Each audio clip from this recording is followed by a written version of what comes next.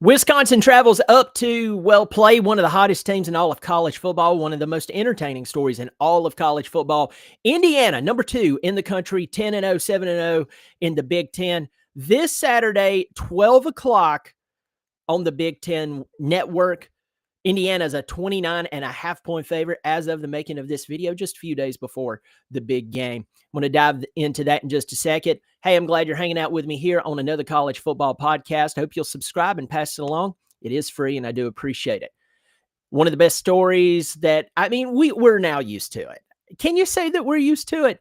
But it's just really entertaining to watch Indiana do what they're doing. Kirk Cignetti, his persona, his intensity. And then on the other side, you're looking at Wisconsin. This is a team that, as I was growing up and watching college football, if you played Wisconsin, they were going to be brutal. They would always have one of the best offensive lines in America and always one of the best running backs in America. And then there is this team. They're 3-6, 1-5 under Luke Fickell. And a lot of people are looking at him, looking at Wisconsin and scratching their head because he had a lot of success at Cincinnati. And I'm not knocking the Bearcats, but Cincinnati and Wisconsin, two totally different teams. Sure, he got them to the college football playoff when there was only 4 spots available. So, be careful how much you knock the guy. But this Wisconsin team is just not that good. They're 3-6 and 1-5, as I said, in the Big Ten. Now let's flip back over to the most exciting team in college football, in my opinion. Here I am. I'm a Clemson Tiger. I have my Clemson channel, but I'm talking about college football as a whole. And as I'm looking at the landscape of college football, Indiana truly is one of the most exciting teams to watch. If you like inspirational, I don't even want to say comebacks. Indiana was just bad at football for many years, so you're not coming back from anything. You can say that you're repeating, and in fact, much improved even from last year in that historic season where they ended up in the college football playoff. They are, in my opinion, way better than last year. But they had a scare last week, and I warned Indiana fans. I said, listen, November is the month of focus. If you get to the month of November, you have basically 2/3 of your season over. And you have no losses or maybe one loss. And that loss maybe came to a really good team. It was a really close loss, and you're not out of playoff contention.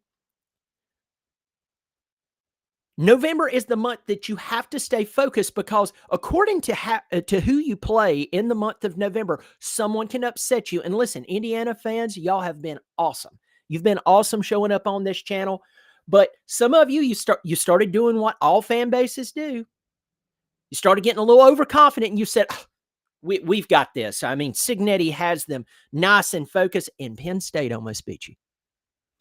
It took, in that last drive, 2 of the best receptions I have seen in college football in a while happen within the same drive, and the game-winning touchdown was, wow, unbelievable. But I'm going to tell you, as a Clemson football fan, my team's no longer elite. Clemson has fell off the wagon. They've fell down the side of the mountain. They're not good anymore, but I did watch elite football for a while. And I'm going to tell you that whether it's Clemson football when they were elite with Watson and Trevor Lawrence, or whether you're looking at one of those amazing Alabama teams, probably shouldn't say this, Ohio State, whether you're one of those teams or you're an up-and-coming team like Indiana who seemingly has the world at its fingertips, you can't have too many of those because your receivers, no matter how good they are, will not always catch those amazing passes. It's playing Russian roulette. And I think that scared Indiana. I can only imagine what practice was like for the Hoosiers this week. I can only imagine the conversations that were had behind closed doors with the coaching staff, by Kirk Cignetti, and then openly with his team this week. I'd hate to be Wisconsin. Now, Wisconsin, as I said, they're struggling. They don't look good. Coming into this game, let's just talk about some of their losses. Now, what's interesting, They won their first 2 ball games, and then after that, Alabama, Maryland, Michigan, Iowa, Ohio State, Oregon. They lost 6 games in a row.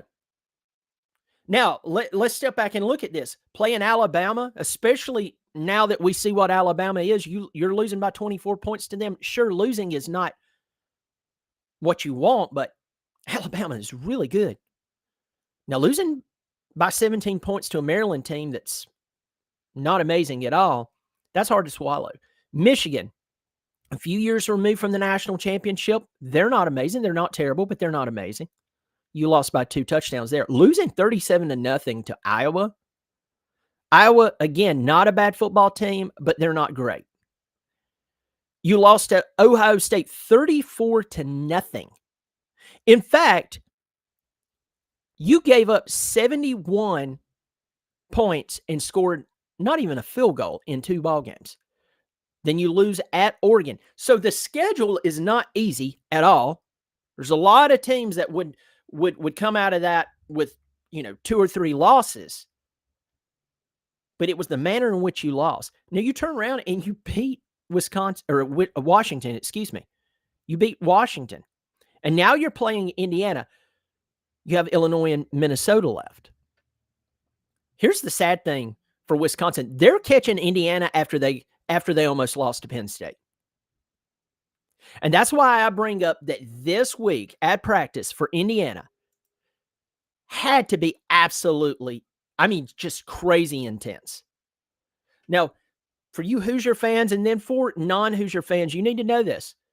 Indiana only has this game and one more, Purdue, left for the rest of the season. In fact, they'll have a bye after this. And then unless something crazy happens, it's going to be Indiana and Ohio State in the Big Ten championship.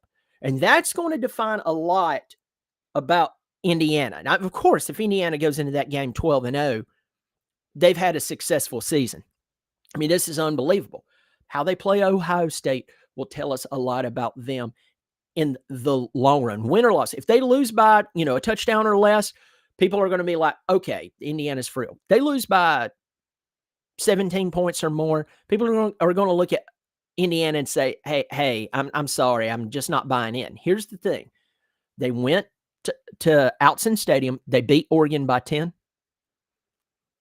And except for this past weekend, they pretty much, and against Iowa will get up for games like this. It's just, big games with teams. They almost beat Oregon. It's crazy.